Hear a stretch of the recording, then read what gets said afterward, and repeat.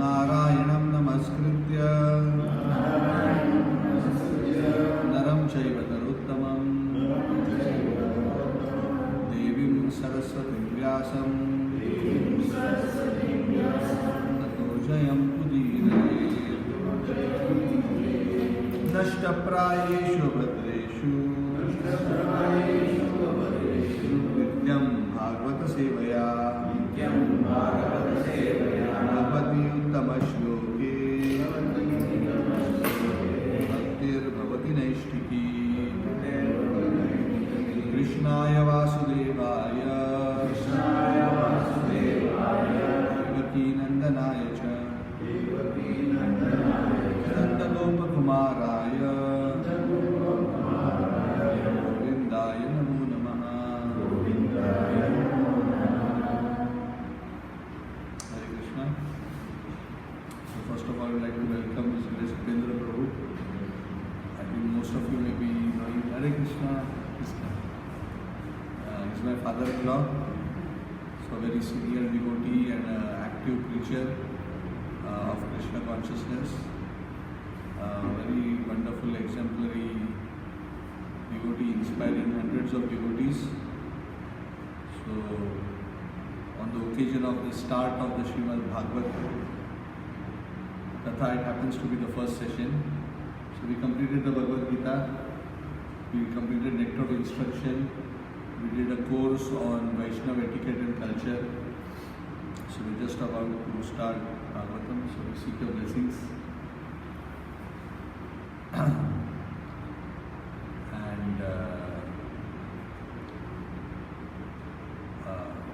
I'll speak for a while, then Prabhu can also add.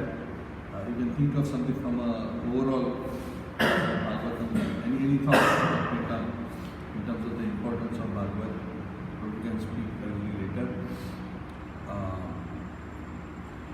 So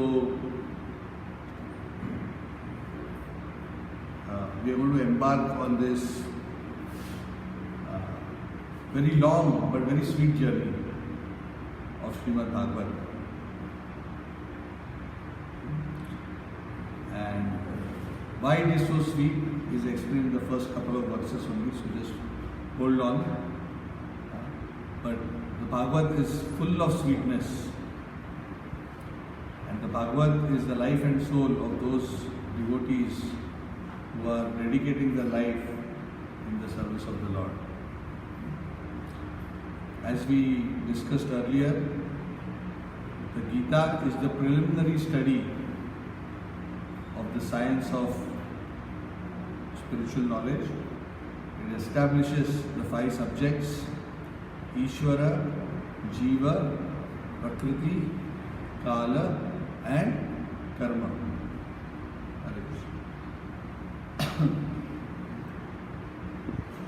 So, through Bhagavad Gita, while the concept of Krishna as the Supreme Person is established in the 15th chapter, Purushottama Yoga, the Yoga of the Supreme Person, while the concept of Paramatma is also explained in the previous chapters, generally the Bhagavad Gita is explaining the concept of Ishvara, of how the Lord is controlling and managing this whole world and how the system interacts with Him. Yes? The Srimad Bhagavatam takes us a step forward from the concept of Ishvara. When we think of the concept of Ishvara, the term that we commonly use in English for Ishvara is God. The meaning of the word Ishvara means He who is a controller. Controller for what? God is G-O-D, generation, operation and dissolution. Create, maintain, destroy. So He is controlling the creation, controlling the maintenance, controlling the destruction. But that actually, even though that's a very popular understanding of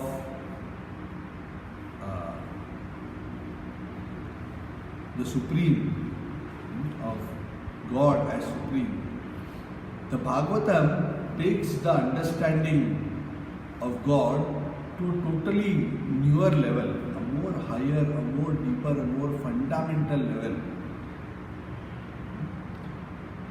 The Bhagavad doesn't talk simply about the idea of Ishvara as a controller, but goes higher to the concept of absolute truth, the Param Brahma, the absolute truth, not just a controller, but the absolute truth.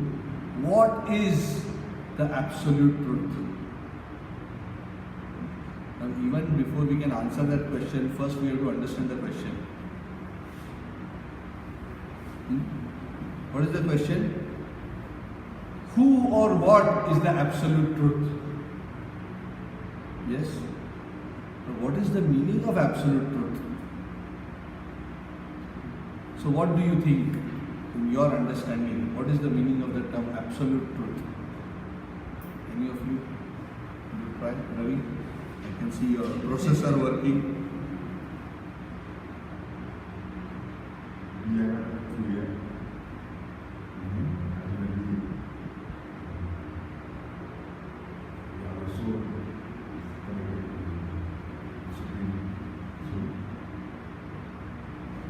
What is the meaning? I'm asking technically, what is the meaning of the phrase absolute truth? I'm asking a very technical meaning of the phrase absolute truth. You have missed nothing.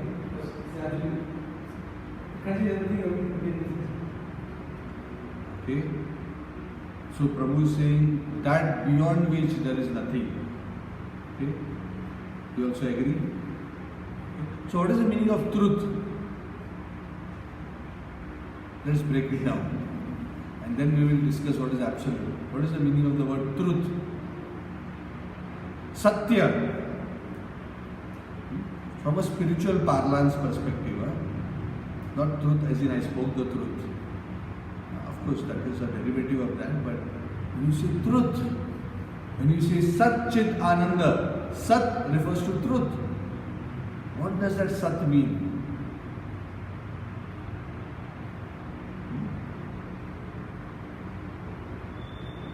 This we must know because we studied Bhagavad Gita.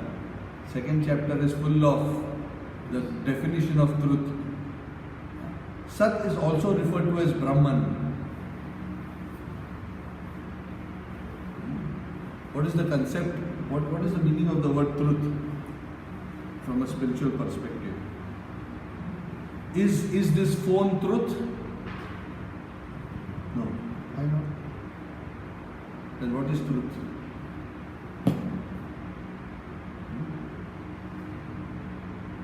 So according to Bhagavad Gita, truth means that which exists eternally is truth, which is never born and never dies,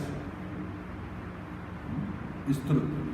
Everything material is not considered truth, it is considered asat because it is temporarily manifested and then it is dissolved and becomes unmanifest. Yeah? This table will not exist eventually. It did not exist maybe 30-40 years ago. Now it exists, eventually it will dissolve into its own element. It will not have any identity of its own. That identity will disappear. Huh? Yes. Our body is also a sat. You thought you were going to take your body with you everywhere, isn't it? That's why I told you not to miss classes.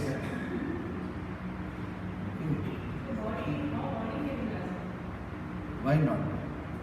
By definition, asat is anything which is temporary. Is your body temporary?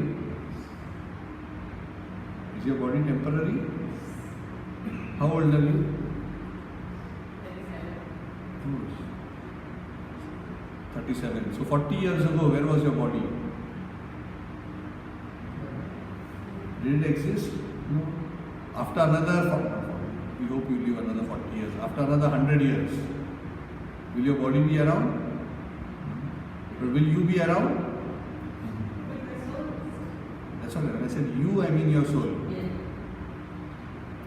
When I say will you be around, when I say you, I mean you. I don't mean your body.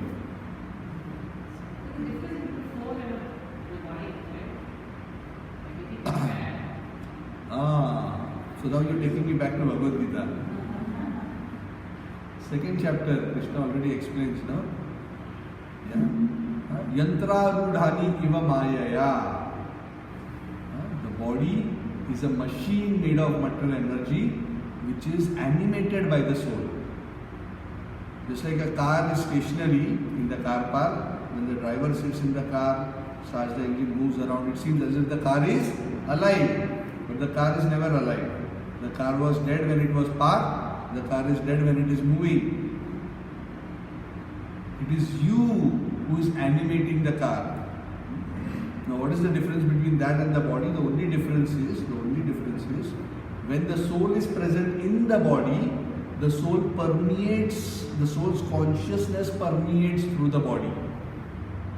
So that's why sometimes we get the sense that I am there everywhere, but the I is not the body. You get that sense because the consciousness permeates. The consciousness can withdraw at the time of death, and then all that remains is just like the phone, another piece of equipment. You are not convinced. Correct. Because the phone is not a piece of matter which the soul can occupy and permeate its consciousness. Yeah? So of course it's a special type of machine, right? This body is a special type of machine. It still is asat. Asat because it is made of the same elements, no? What are the elements? Bhumir apo analo vayu tham mano buddhi revacha ahankara iti yamge bhinna prakriti ashtadha. 7th chapter, Krishna says, these are my separated energies, material energies, earth, water, fire, air, ether, mind, intelligence, ego. Everything in this world, including our body, is manifested out of these 8 elements. And then Krishna says, apareyam idastvatnyam prakritim vidhi me param jiva bhuta mahavaho yayedam dharyate jagat. Beyond these material elements which are asat, because they are temporarily come together, manifest something, disappear. Manifest, disappear, correct? This wood, the atoms in this wood, 1 billion years ago also existed in some other form, but that the identity of the table did not exist. This identity of the table is temporary. Material energy is eternal, but the manifestation of matter is temporary. Okay? So is body asat? Yes. Body is asat. And the illusion is that we are the body because of the presence of the consciousness. We think that the body is never conscious. We think the body is conscious. It is the soul inside the body who is conscious. Okay, let me ask you a question.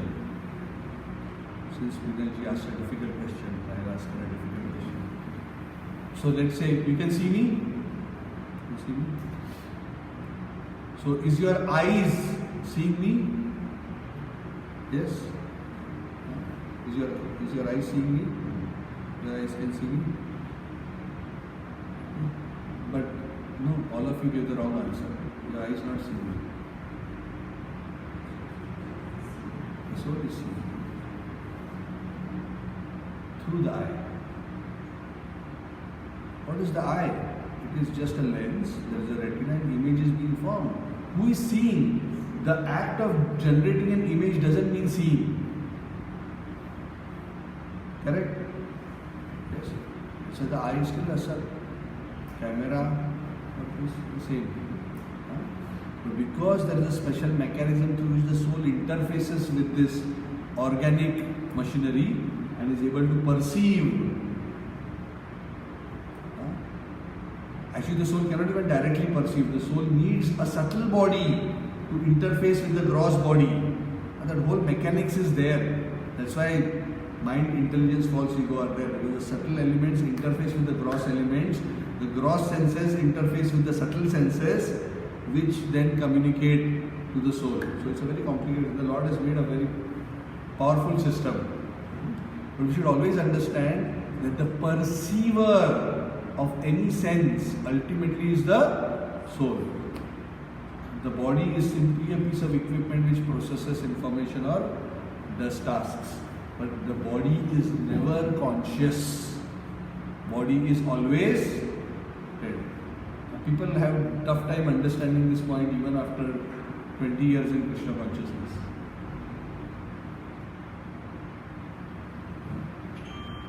Correct? Okay, so Sat. So what actually is Sat in this world?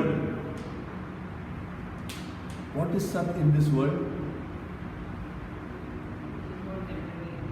Pines condominium, is it Sat?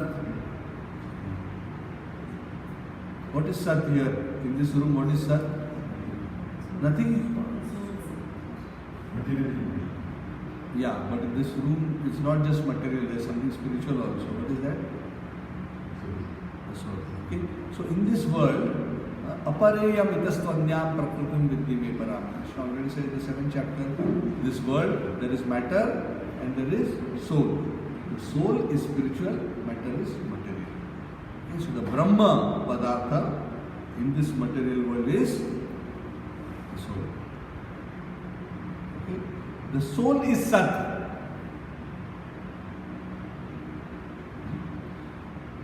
So this soul Sata and the matter which is Asata is the Sat which is the soul. Is it Satya? Yes, it is Satya, it is Sat. It is truth because it exists eternally. Krishna says there was never a time I didn't exist, you didn't exist, and there will never ever be a time that we will not exist. न जायते मृते वा कदाचित् नायं भूत्वा भविता वा न भूय अजो नित्य शाश्वतोयम पुराणो न हन्यते हन्यमाने शरीरे. अजः, unborn, nitya, everlasting, shashvata, neither beginning nor end. Purano, since unlimited time existing, na hanyate hanyamane shariram. Never think that it is in any way affected when the body perishes. Not at all. But is the soul Param Satya? Is it the absolute truth? The soul is truth. Is it the absolute truth? No. So you say no means you must also answer what is the meaning of the word absolute. Because if you give an answer, then you must have understood the question. I know you have some sense of the word absolute. And your answer is also correct. But I just want to technically understand what is the meaning of the word absolute. In very simple words, absolute means ultimate. In a very simple word. But let's do a more technical analysis. What is the meaning of the word absolute? All pervading. Okay, let me ask you this question. What is the opposite of the word absolute? Ashwin, can you give me water? What is the opposite of the word?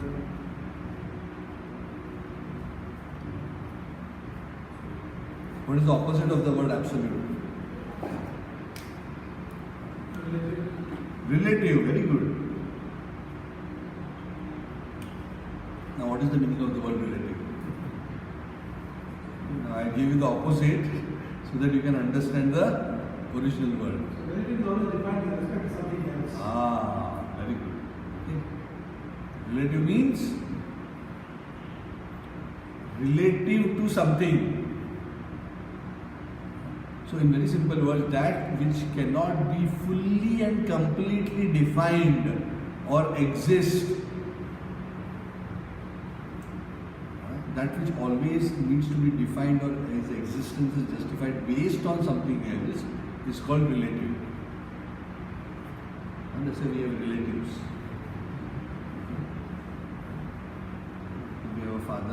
Again, how are we related? We have a father and they have some connection somewhere. It's a relation, right? It's a relative. There is some connection. So it is not an independent existence. There is a relative. You have a brother because there is a relation. Because you both came from the same parents. That means you are not absolute. You are relative to your parents. And they are relative to their parents. So truth also can be relative or absolute, even though it may be eternal. Just because you are eternal doesn't mean you are absolute. Interesting, isn't it? Normally we would tend to think if something is eternal, it must be absolute. Correct? Because you are ever existing, then how come, what is this concept of relativeness? That is the interesting thing. So Bhagavatam is going into that understanding. In the first word of the first verse of the first canto itself, straight away beginning from there, straight to the heart of the matter, what is the absolute truth?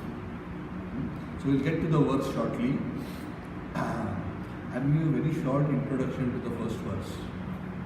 Bhaktisiddhanta Saraswati spoke for 1 month on the first verse, so I'm going to be a bit more, of course I don't have that capacity also, but we are just going to touch a little bit. So, the concept of absolute truth is that truth which exists independent of any other truth. So, whoever said ultimate, supreme, yeah, in that sense, yes, but what it actually means is it is independent. It doesn't need any other truth for its existence. Okay, let me give a material example. Actually, there is no perfect material example because in material world also everything is relative, but just for our understanding. Sunshine. Sunshine, is it relative or absolute? It is relative. Relative to what? Relative to the sun. Correct? Sunshine will exist only if the sun exists. But does the sunshine exist? Yes, the sunshine also exists. But the sunshine can only exist if the sun exists. As soon as the sun disappears, the sunshine disappears. Correct? Because the sunshine is part and parcel of the sun. It's a very extension of the sun. It is not the sun, but it is the sun. But its existence depends on the sun. Do you understand? When the sunshine comes into our rooms, sometimes in the morning we say, oh, the sun has entered my room. But actually, has the sun entered the room? No, better not. The sun never enters. But you say sun has entered. But why? The sunshine is the extension of the sun. It is the sun, but it is not the sun. It is a relative extension of the sun. It is a part and parcel of the sun. You cannot strictly say that the sunshine is not the sun. That would also be wrong. To say it is the sun is also wrong. It is a dependent truth which is very much a part of the sun, but it is not the sun. Yes? Do you understand? Okay. Why we are giving this example? Because this is the example which applies to the truth in connection to God. We are Sat, we are eternal living entities. But we are all dependent on our existence on the Param Satya. We are Atma, but we are dependent on our existence on the Param Atma. Yes, Mamai Vamsho Jiva Loke Jiva Bhuta Sanatana. You are my part and parcel. Krishna already declared in Bhagavad Gita. Mam Eva Amsha. My part. So part is part of the whole, right? But the part is not the whole. So you are part of the Param Satya and you are a Satya, but you cannot say I am the Param Satya. Just like the sunshine cannot say I am the sun. But the sunshine is emanating from the sun. But the sunshine will disappear if the sun disappears. Similarly, our existence, even though we are eternal truths, is dependent on the existence of the Param Satya, the ultimate Samam Bonam, the ultimate independent substratum, which is holding everything together. Do you understand? I don't think so. Okay, maybe a little bit. Okay. So, the Supreme Absolute Truth is that fully independent existence, who is the source of everything else, without whose existence nothing else can exist. That truth is called the absolute truth. And the Bhagavatam is speaking about that absolute truth. Okay? Any questions so far? So, quick summarization of what we discussed so far. Truth is that which eternally exists. Truth, by definition, in spiritual terminology, is always spiritual. Matter is always asat. Spiritual things are always sat. But all sat are not fully independent sats. The living entities are dependent sat. And the Supreme Lord, the Param Brahma, we are Brahma and there is a Param Brahma. He is the independent truth. We are the dependent truths. Just like the sunshine is dependent on the sun, the Atma is dependent on the Paramatma. Brahman is dependent on Param Brahma. It's an emanation, eternal emanation which exists and is fully dependent on the truth. Okay, you got this? This is a very, very key idea. So what this means is, actually, let's extrapolate this idea, because the extrapolation of this idea is the first verse. What I'm explaining is actually the first verse already. And if I read the verse, you'll all get confused. The first verse is a bit challenging to assimilate just from its translation. But let's extrapolate this verse. So what does this mean? When we talk about the Supreme Absolute Truth, while the Supreme Absolute Truth exists independently, all other truths are dependent and emanating from the Supreme Absolute Truth. Correct or not? Correct? Dependent and emanating. It's like the sunshine is emanating from the sun and dependent on the sun. The soul is emanating from the sun, the Supreme Lord, and dependent on it. Even the material energy, even though it is of the nature of Asat, is still emanating from the Lord and controlled by Him. The Lord is the master and controller of everything, both Sat and Asat. Krishna has explained this in the 7th chapter, he has explained this in the 15th chapter of the Gita itself. Okay, you are with me so far? Okay. Now I am going to jump into the recitation of the verse. In the Param Satya already. You tired now? Are you okay? Want some water? The Param Satya is so attractive, it immediately puts people in Samadhi. Okay?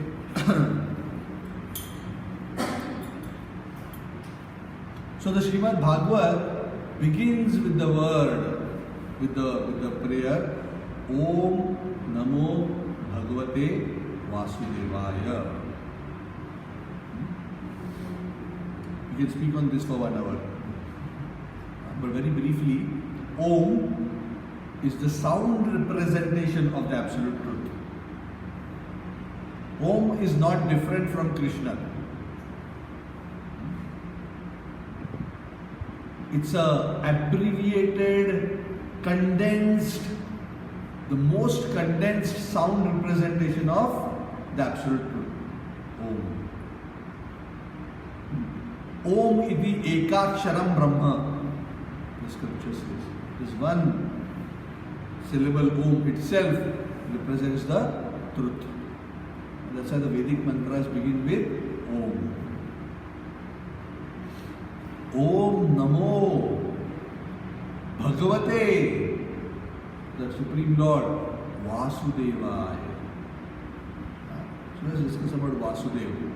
Bhagavate means the Lord. The Lord who is full of 6 opulences. We'll come to this in a short while. But Vasudevaya. Who's this Vasudeva?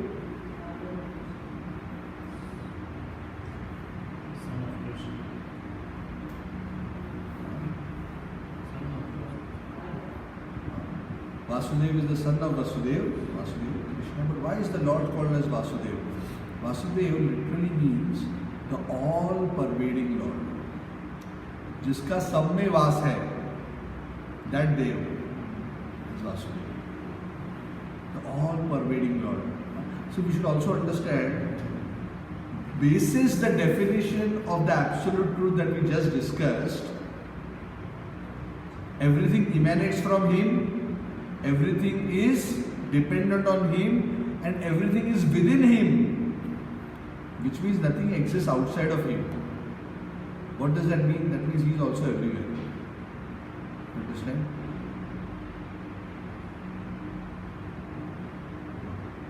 Once more. Okay? Everything emanates from Him, but that emanation doesn't totally become disconnected from Him. In our body, if you cut your nail and throw it away, it has been disconnected, right? Gone. It is been cut away. But the emanations from the Supreme Absolute Truth are not like that in nature. They always remain His part and parcel. They are still a part of the Supreme Truth. There is nothing beyond the Supreme Truth. Everything is contained within the Supreme Truth. The Supreme Truth is present everywhere simultaneously. That's why the Supreme Truth is also known by the name Vasudeva. Om Namo Bhagavate Vasudevaya. This world is, Krishna says in the Gita, everything is within me. He says or not? Which shloka he says? You just nod your head. Which shloka he says?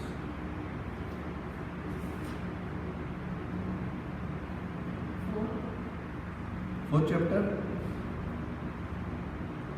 Which shloka? No, maybe he's saying in more than one places.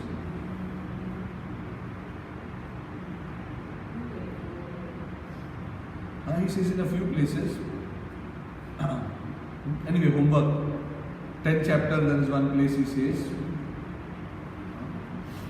Then he also says, Maya tatamidam sarvam jagad avyartamuktina matstani sarva bhutani naham teshu avasthatah.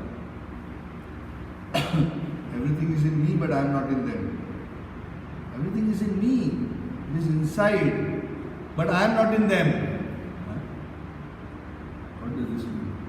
Which means God is saying, I still exist independently as the Supreme Lord.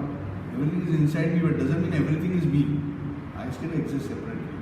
It's the same idea. It's not a different idea. It's already in the Bhagavatam. These hints are given in the Gita, and the Bhagavatam expands on this. You understand? Everything is in Him, but He still exists independently. Because everything that emanates from Him still is fully controlled and still is a part of Him, but is not Him. That is why the concept of the Supreme Absolute Truth, as explained in the Bhagavatam, is the Lord who is the possessor and controller of unlimited spiritual and material energies. That is how we understand as the Lord. Lord is the controller and possessor of unlimited energies. That is why whenever we draw the Lord or worship the Lord, we worship Him with His energy. Yes, sorry, this side. Yes? Radha and Krishna. Lakshmi and Narayana. Sita and Ram. On the material world, Shiva and Parvati. Yes? The Purusha with his Prakriti. Yes? So who is this energy who is standing next? It is his own extension. It is his own energy. Is she part of him? Yes. Is she different from him? Yes. Does she belong to him? Yes. Is she controlled by him? Yes. But she still exists independently. But not fully independently. Yeah? She is a dependent, independent entity. The only supremely independent entity is the Lord Himself. That is why He is describing the second shloka as Swarat, fully independent. Okay? So far you are with me. It's a bit heavy. Don't worry. Bhagavatam is not going to be like this throughout. But this is some fundamental concepts that we have to clear. It will get a bit more mellow. First class will be a bit heavy. Because this concept of absolutism is very important. Because even as we are discussing Krishna's pastimes, Ram's pastimes, Narasimha's pastimes, even as we are hearing the various Leelas, pastimes, Guna, Leela, Nam, we have to always understand that this basic fundamental philosophical premise, not premise, tattva applies in all these cases. Everything belongs to the Lord, everything comes from the Lord, everything is within the Lord. The Lord is within everything, but everything is not the Lord. Okay? This is where people get confused. So those who are students of the Gita and the Bhagavad, proper bona fide students of the Gita and Bhagavad, they are very, very clear in this concept. And the basic understanding of this concept begins with clear understanding of the soul and the body. Let's move on. So I'm just going to read the first verse and the translation. Most of the explanation we have already covered. Okay? I'm not going to go far beyond that, and then we'll ask Upendra Prabhu to speak for 10-15 minutes, whatever he wants. This verse, Gita, Bhagavad, anything that comes to his mind, any story that comes to his mind, he can share with us for 15 minutes. So please repeat after me. Om Namo Bhagavate Vasudevaya. Om Namo Bhagavate Vasudevaya. Om Namo Bhagavate Vasudevaya.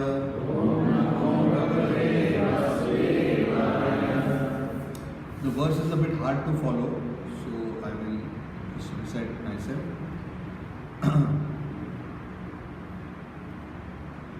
जन्मादि अस्य यतो अन्वयात् इतरतश्चार्थेषु अभिज्ञस्वराट् तेने ब्रह्म हृदाय आदि कवये मुह्यन्ति यत् सूरयः तेजो वारि मृदाम यथा विनिमयो यत्र त्रिसर्गो मृषा धाम्ना स्वेन सदा निहस्तकुहकं सत्यं परं धीमहि.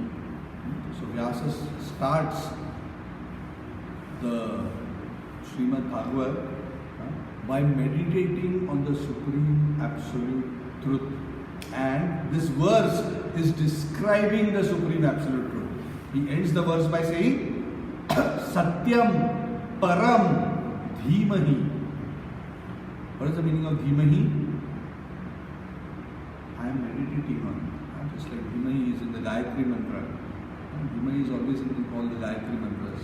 Dhimahi means I am meditating. You have to meditate. What does meditate mean? Meditation means absorbing one's consciousness with focus on something is meditation. Satyam Param. I am meditating on truth. What kind of truth? The supreme truth, the absolute truth. Satyam Param. That's why we started with that definition. And he's explaining what is this absolute truth in this verse.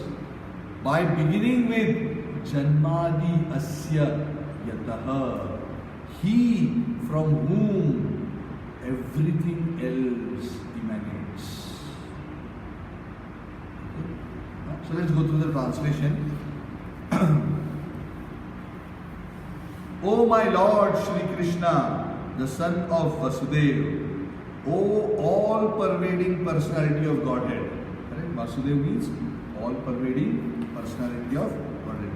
I offer my respectful obeisances unto you. I meditate upon Lord Shri Krishna because he is the absolute truth, Satyam Param, and the primeval cause of all causes of creation, sustenance and destruction of the manifested universes. Janmadi Asya Yataha. That is what that means is from whom all creation, maintenance and destruction happens. He is directly and indirectly conscious of all manifestations. Again, we discussed this briefly, right? He is conscious of everything. Why he is conscious of everything? Directly or indirectly? Directly because he is directly present, indirectly because everything is within him. Why are you aware of everything that is happening in your body?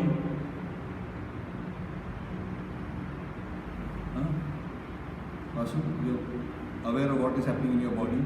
If your stomach is upset, to some extent, not about everything, but to some extent. If your stomach is grumbling, you're still aware. Why? Even though the soul is present in the region of the heart, your soul may not be present in your stomach. Yes? But the energy of the soul, the consciousness of the soul is permeating the body. So we are indirectly aware of what is happening in the body, even though the body is not me. Yes? Similarly, the Lord is directly and indirectly aware. So what is that energy of the Lord called, which is emanating from the Lord and present everywhere and perceiving everything? Or that aspect of the Lord, which is perceiving everything, being present everywhere? Soul is us. For the Lord, Paramatma, in the form of Paramatma, is present everywhere. Is the Paramatma God? Yes. But that Paramatma also is not the supreme independent entity. From an absolute truth. Is also a derivative from the absolute truth. Okay? Is spiritual, is God, but is not the original manifestation of the absolute truth. And he is independent because there is no other cause beyond him. Yes, absolutely, no other cause beyond him. He only, it is he only who first imparted the Vedic knowledge into the heart of Brahmaji. Tene Brahma Hridaya Adikave. By him, even the great sages and demigods are placed into illusion. Muhyanti yat suraya. Muhyanti means they are put into illusion. Sometimes one feels that, oh, maybe the devatas know everything, but even the devatas are put into illusion. Sometimes even Lord Brahma, who is the greatest of the devatas, also gets into illusion. Sometimes he also doesn't know. He also becomes bewildered. What is God? Who is God? There's this beautiful story. When Krishna came to this planet, right? When he was playing in Vrindavan, Brahma came and said, as per my understanding, this person is the absolute truth. But I'm now a bit confused because he's playing with these boys, eating shuta food of the other boys. So he also became bewildered. Then Lord Krishna had to perform a pastime to make Brahma understand. the actual Supreme Absolute. So even Brahma becomes bewildered, Indra becomes bewildered, sometimes even Lord Shiva becomes bewildered. And then Krishna again and again makes them understand how he is the original independent truth. Even the demigods are placed into illusion as one is bewildered by the illusory representations of water seen in fire or land seen on water. These are the mirage illusions. Only because of him do the material universes, temporarily manifested by the reactions of the three modes of nature, appear factual, although they are unreal. The material world is manifested, appears real because of his potency. I therefore meditate upon him, Lord Shri Krishna, who is eternally existence in the transcendental abode. Dhamna Svena, it is transcendental abode, which is forever free from the illusory representations of the material world. I meditate upon him, for he is the absolute truth.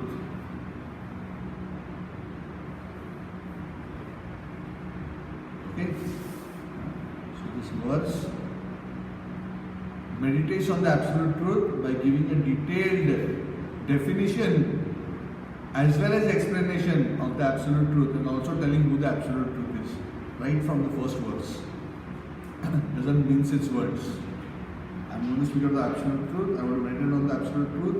Krishna is the absolute truth. Om Namo Bhagavate Vasudevaya. And all other truths are dependent truths, and how he is the absolute truth. Everything is emanating from him, everything is under his control, everything is within. Even the devatas are bewildered by him. What to speak of ordinary human beings, right? Us. And he is always situated in Dhamna Svena, who is transcendental abode. That Supreme Lord Krishna, Vasudeva, I am meditating, for he is Satyam Param. Okay, thank you very much. I'll ask Upendra to, you can come here at least. To inspire us to study and share some realizations of Srimad Bhagavatam. No, it's okay. No, he's recording. Otherwise, people will see my face and hear your voice. Sorry, I'm not a good speaker. Whenever I have to speak something, 2 days I prepare myself. Just think of this as a chat.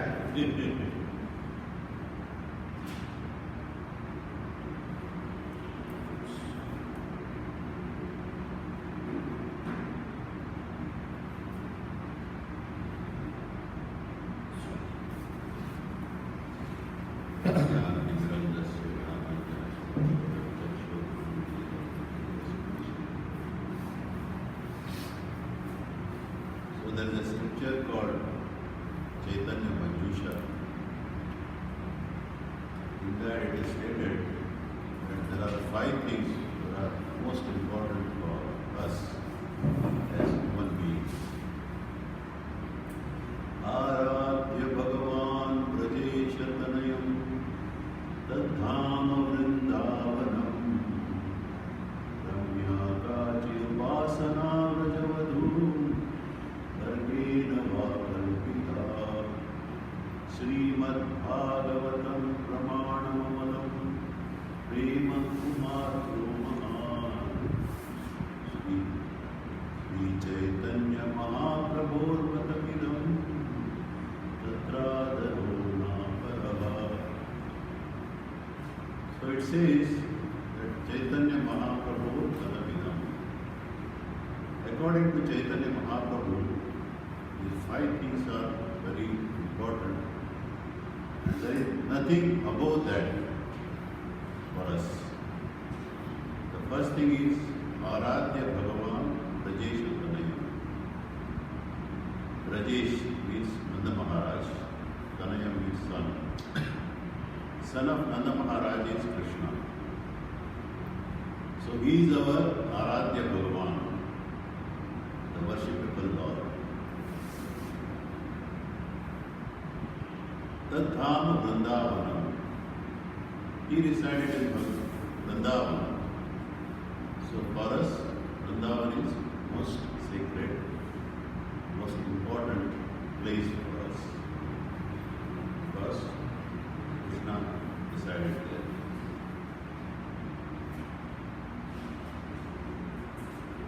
Vrindavan, Ramya Kachid Upasana Brajavati. How you worship the Lord Krishna? Like Brajavadu. Brajavadu means gopis of Vrindavan. How they worship Krishna? They did take a ghee lamp and so like this, or like Shankar. How they contemplated about him 24 hours. When he left Vrindavan, Krishna left Vrindavan, he promised that he will come within 2 days. He never came for 100 years. So during those 100 years, how they worshipped him? Just only think about him. Right? So that's the best worship. You can worship Krishna by contemplating about him, by thinking about him, by talking about him, by listening about him. Then Pramanamidam, Pramanamamulam, Srimad Bhagavatam, Pramanamamulam. So Amalam means the purest of things. So this is called Amala Purana, the purest of scriptures, Srimad Bhagavatam. So you will learn later in this first chapter that after Krishna left, he came back to this material world. He incarnated as the scripture Bhagavatam. Shukadeva Goswami says. So he is not different from Krishna himself. So Krishna, Bhagavad Gita is spoken by Krishna. So he spoke the principles of Krishna.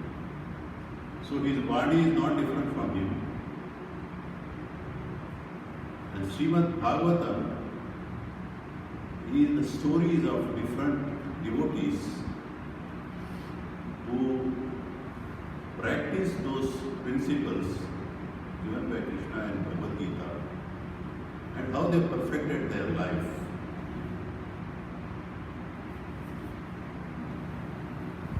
And there is a third scripture called Chaitanya Charitamrita, where exactly it teaches us how exactly we can. So Krishna in Kali Yuga incarnated in different ways. First incarnated as Chaitanya Mahaprabhu himself, as his own devotee, in the form of his own devotee. And he taught us how to practice these principles of Bhagavad Gita in our life in Kali Yuga. Then he incarnated as Archa Vigraha. So people say that it is idol worship. No, we are not worshipping the idols. We worship the Lord Himself. Pritiman Ahitumi Sakshat Rajendra Nandan. So he incarnated as the deity form. He is not different from Krishna, but he incarnated as Archa Vigraha. And then he incarnated in Kali Yuga as the holy name in the form of his name.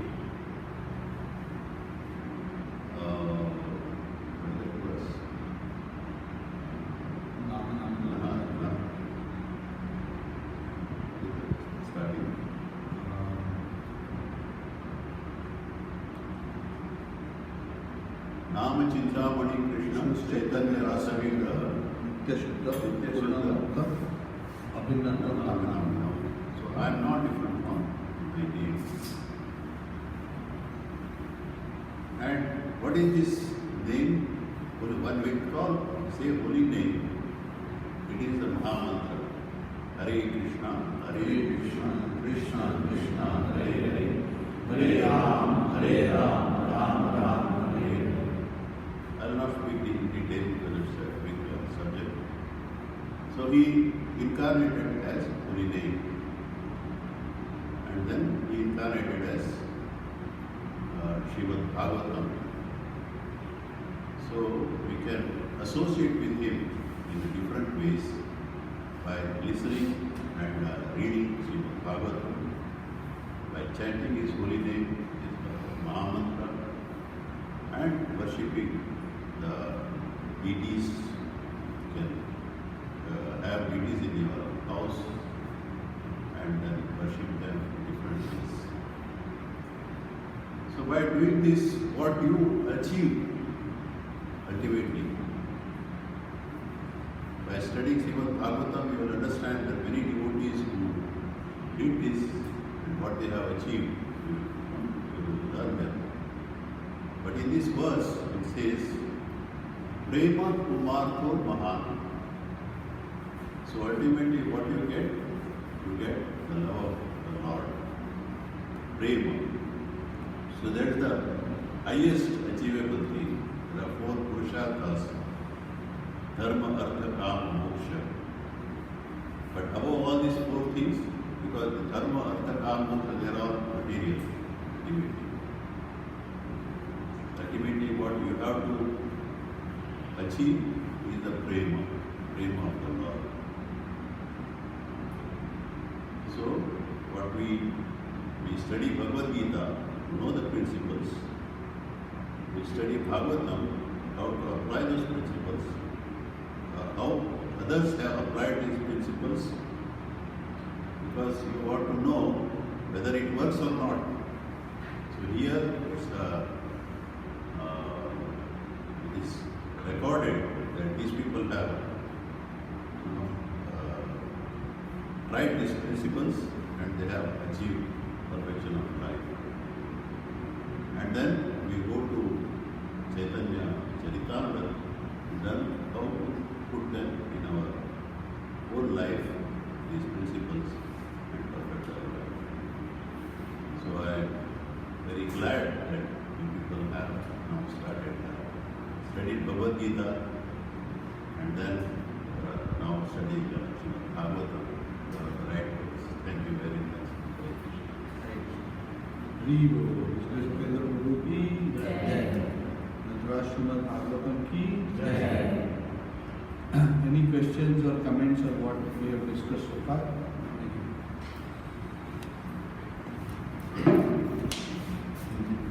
Yes.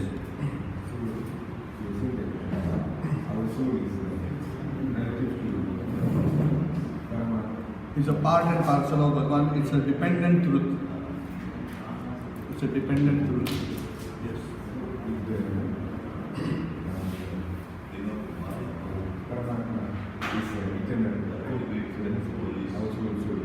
Yes. Both are eternal truths. Anything which is of the nature of truth is eternal. But what we are saying is sometimes the tendency to think is if something is eternal, that must be absolute.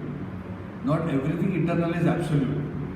Even within the truth, there is an original, independent entity which ultimately, as per the Srimad Bhagavatam, is Lord Krishna. Okay? And there are other truths which are dependent truths on Him.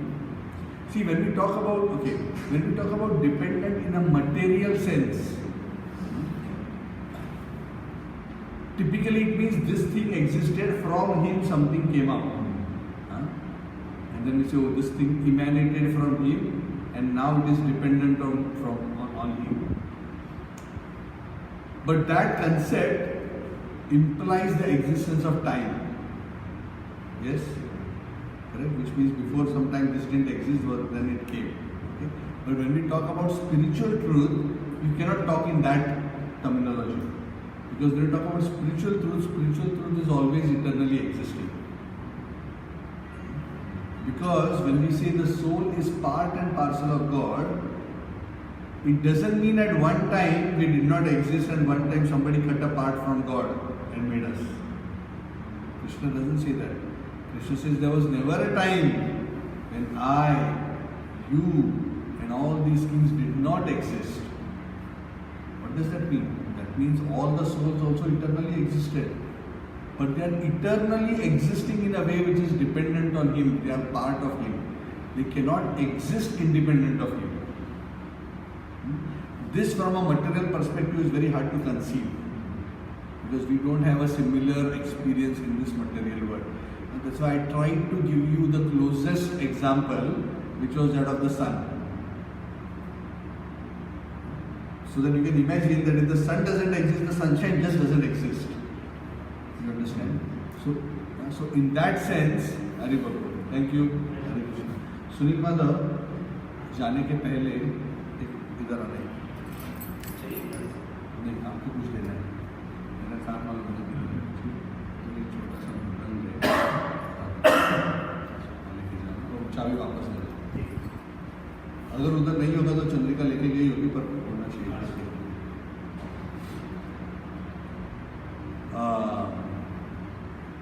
where was I of the sunshine because of the body being matter later I take later others you can do it. The body being matter is always not conscious. Who is feeling, who is seeing, who is tasting, who is experiencing? The soul through the body. The body neither by itself feels pain or feels pleasure. It just reacts to impetuses. But the experience aspect is in the soul. Yeah. Same soul will go to Krishna. The same soul? Will after body Yeah. go to Krishna. Yes. That soul in the body, while it is in the body, is Sat. The soul is Sat. I'm talking about the body. The soul is in the body. The soul is always Sat, whether it is here or in the spiritual world. Later, it is Sat. हम class में था, class में था, तो ये तो अंदर भी So, yeah, you understand? The soul is always Sat. Not Ram and Ravana. Yeah. When they go up. Ravana is Sat even when he was a demon. His soul is Sat, not his body. The Sat, okay, your soul is currently in the body of Meenal Mishra. And that body has a name, but that body is just a gathering, accumulation of elements, which is coming from a particular source. That's all. There's a name. But the actual identity is your soul, which is animating that identity. But that identity is temporary. That identity is temporarily manifested because your soul is present in this body. The identity Meenal Mishra will disappear once the soul who has created this identity temporarily leaves the body. So I am temporary, but my soul is not. Yes. So that's why when we say I, we should understand the I itself is the soul. So we say my soul, but technically the term my soul is wrong. It is I soul. And my body. This, all of us, always say, I say this is my hand. If this is my hand, I don't say I hand, this is my hand, then who is me? Understand? This is my hand, then who is me? If I say this is my head, then who is me? And I say my mind, who is me? That me is the soul. So the soul is separate from this body. That's why I always say this is my hand, my. You also say that, isn't it? Everyone else say that. So we always say that our body is separate from the soul. But act as if the soul and body are the same. That's where we go wrong. So the spiritual learning is to always consider body is separate and to give our attention to the soul rather than the body. That's why we say my soul, but actually it is I soul. You can't say I have a soul. If I have a soul, who's that I? I am the. So you say my body. So my body, which means you are different from the body. So who's that you? Okay? Think about this. This is a very deep subject. It seems simple. But the Upanishads have lakhs of verses just to understand this point. Correct? Most of the Upanishads are just reflecting on this point. What is this truth? What is this self? The Upanishads are going on contemplating, not this, I am this, but I am not that. They are taking all kinds of perspectives just to make you understand how you are transcendent and eternally existing, independent of this identity. See, we have this identity. Am I Kamlesh Borkar? This identity of Kamlesh Borkar is dependent on my soul, but the soul is not Kamlesh Borkar. The identity will disappear as soon as the soul goes. That's what it means. Always we say that the person Parlok Siddhari, so it's so Parlok Siddhari. The person is lying there, his body is lying there, but still we say Parlok Siddhari. He has left his body. Who has left his body? He is there. Who has left his body? That is the soul. That's how always we imply that soul is separate from the body, but act as if body and soul are the same. That's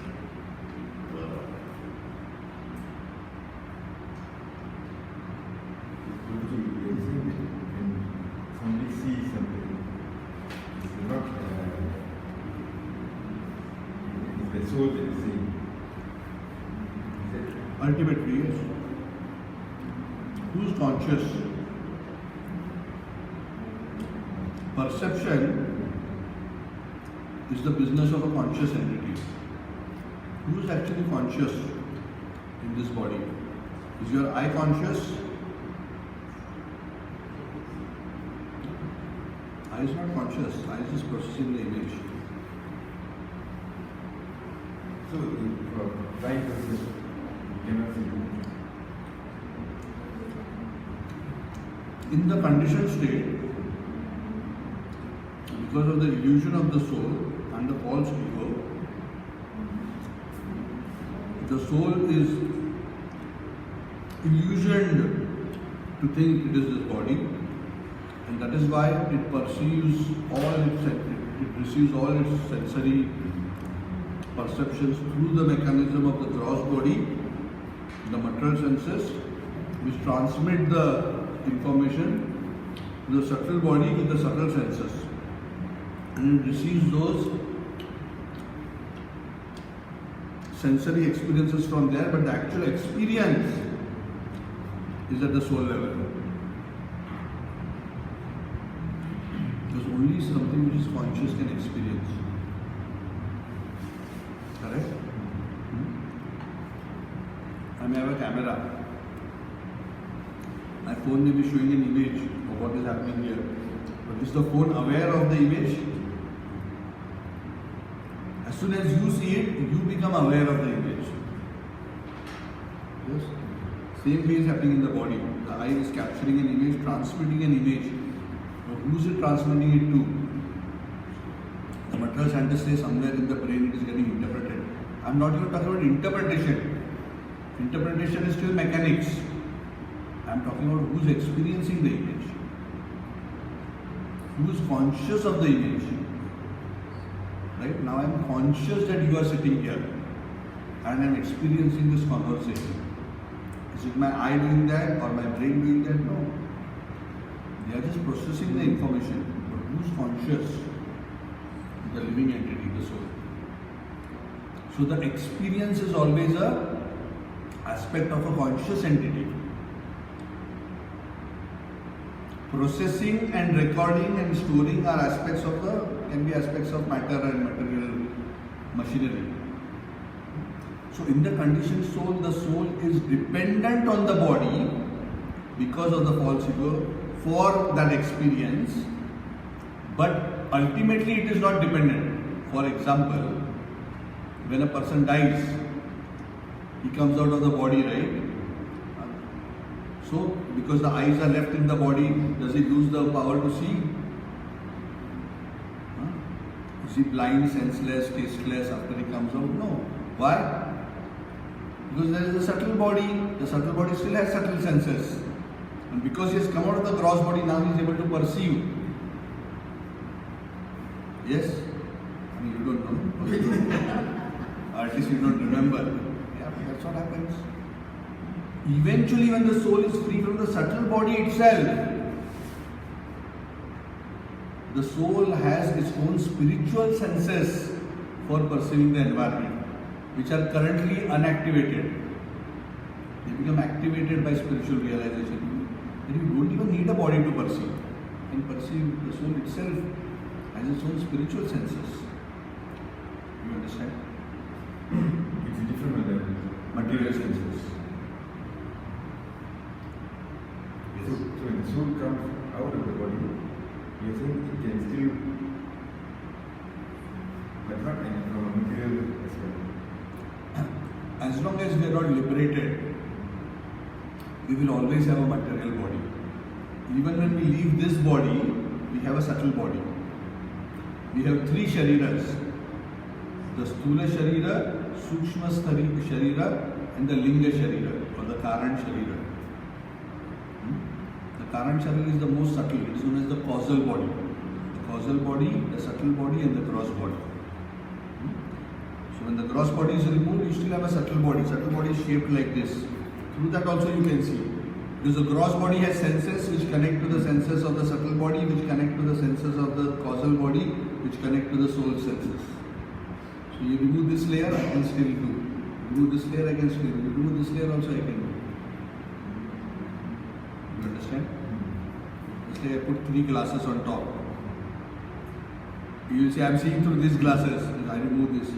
I am seeing through these glasses. I remove this. I am seeing through this. I remove this. I still have eyes. I can still see.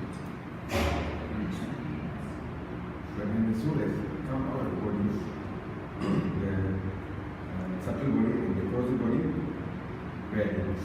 The gross body has been removed. The gross body has been removed, right? So think of each of these as a covering on top of one another, right? Like I said, one glass. You put one glass on top of one glass on top of one glass on top of one glass, right?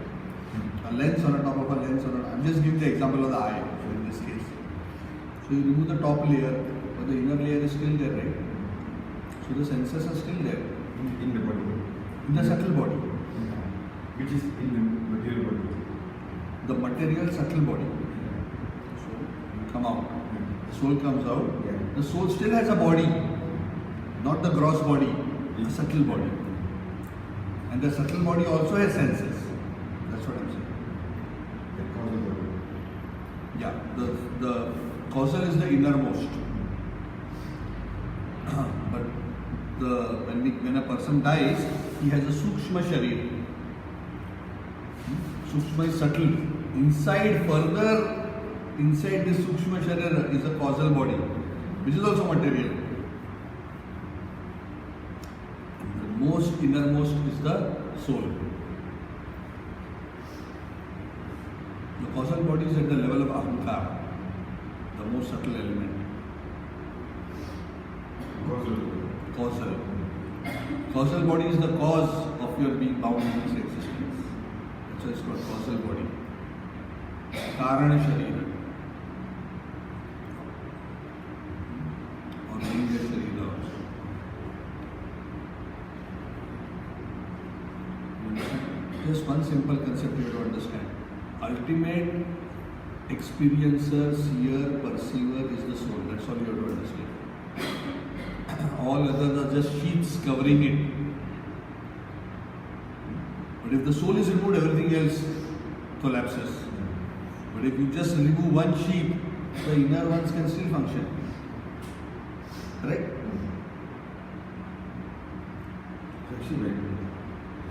How are you seeing when you are dreaming? Are you seeing or are you not seeing? Yeah, it is subtle. Not even going to causal level. It is subtle level. You are vividly seeing images. Where are those images coming from? But your eye is not active. Where is that image? Where is that experience coming from? You can smell it. Because your subtle body is experiencing these. Through the subtle body it is coming to the soul. That itself is proving that to see an image, you don't need sight, you don't need the physical eyes. Is it not? Yes. Because your eyes are closed. Correct or not? Yes. Which means the experience of seeing is not dependent on your gross body and not dependent on the gross senses.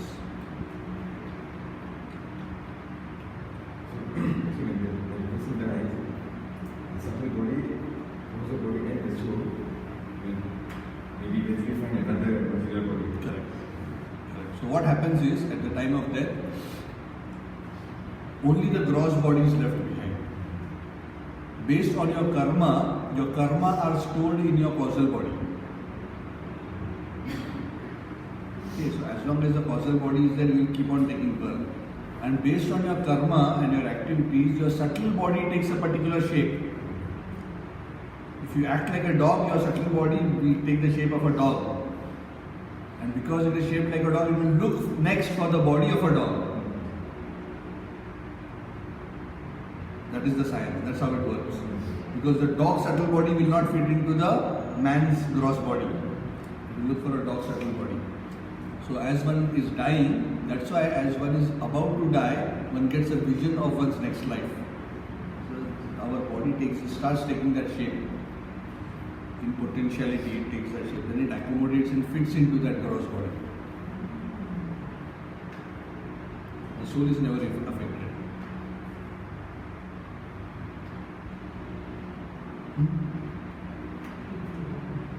Correct? Something like that it works. Correct, Upendra Prabhu? You want to add anything?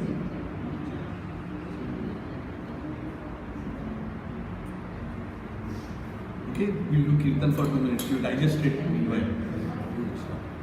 Yeah. It's working. Oh, it's still recording. The recording is similar.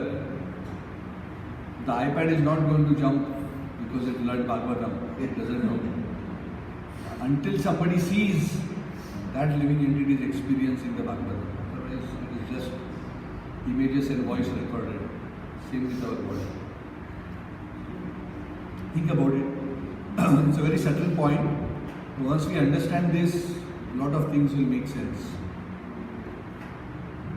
So that is why the scriptures are repeatedly saying, the most important question to answer is, who am I?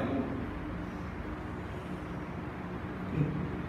And then the next question to ask is, where am I coming from? Because the first question establishes Satya, and the second question establishes Param Satya. Yes?